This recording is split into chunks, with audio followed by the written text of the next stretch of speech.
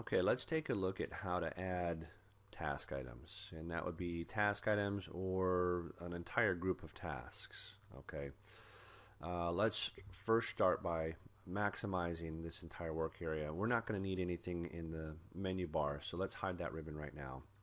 Okay, and let's say I'm just going to add, this looks like the right number, so I'm going to take this group of rows, I'm going to copy that and just paste it somewhere else in the schedule. Okay, so let's start by selecting the top row that you want. Hold the shift key down and select the bottom row. Okay, so I basically held the shift key while I left clicked on the bottom row, and then right click and select copy. Done. You can see that we've got these cells copied right here, and let's say I'm going to put them in right above item 4. So I'm going to select that row, right click, insert copied rows, and voila, there they are. Now a couple things that we need to look at here. Obviously the numbering system doesn't work anymore for our WBS, and we're also going to check the dates. Okay, so that I don't get confused right away, I'm just going to clear this out, and I'm going to copy the blank items here, and let's paste it here. Okay, and let's start with numbering here. Our previous one is 3, so this is obviously going to be 4, 4.1, 4.2, 4.3, and I'm using the number keypad on my keyboard to do that.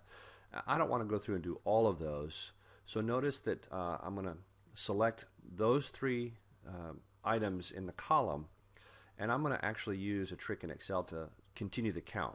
Okay, notice this little black box on the right corner, the bottom right corner, and watch my cursor as I get closer to it. Oh, it changed to a crosshair. All you have to do is left click, hold that left mouse button down, and drag it down to the bottom. And look, it automatically counted everything for us. We're done there. The other thing we want to check out are the start dates. Okay, because the formulas in this template work to speed it up for you, we want to check our start dates. And this start date I want to be the same date as my end date on the previous task. So let's double click the cell to check that out. Bingo, it's done. Okay, I'm going to press the escape button. Everything else in here should work fine. But since we put this set of task items above 4, we need to check this formula here. And you see right here it's pointing to the section 3 or third set of tasks. You can change this 2 ways. Notice that my mouse changes again to crosshairs with arrows. You can click and drag that down. Okay, I don't like to do it that way. I want to do it easier because sometimes I'm zoomed out of my schedule so much that it's just too hard to try to grab it. So now that I've got the cell selected here, I'm just going to press the equal button on my keyboard and select the cell I want it to be equal to and press the enter key. Done. Okay, and then everything else below that will work as well because it's referencing the start date of the heading item. Okay, and then from there you can fill out these values as you need, and then keep in mind that you've got to change your work your WBS numbers below as well.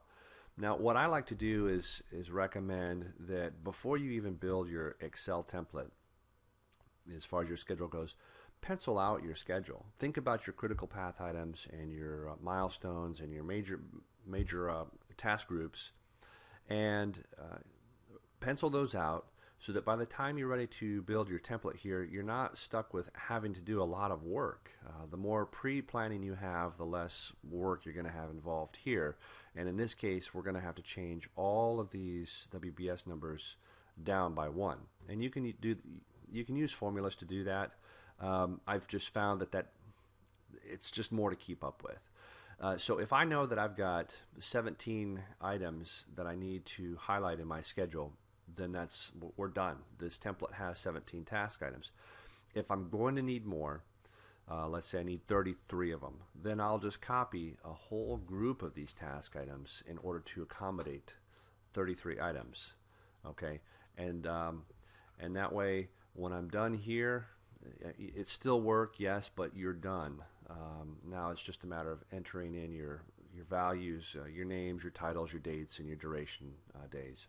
Okay, If you have any other questions, or if you would like to see a video for something specific that you have, remember to check us out, Construction Office Online. Click on support and you can go to FAQ, use our forum to post any requests, questions, or maybe you can help somebody else out. And then of course you can always send us an email at support@constructionofficeonline.com.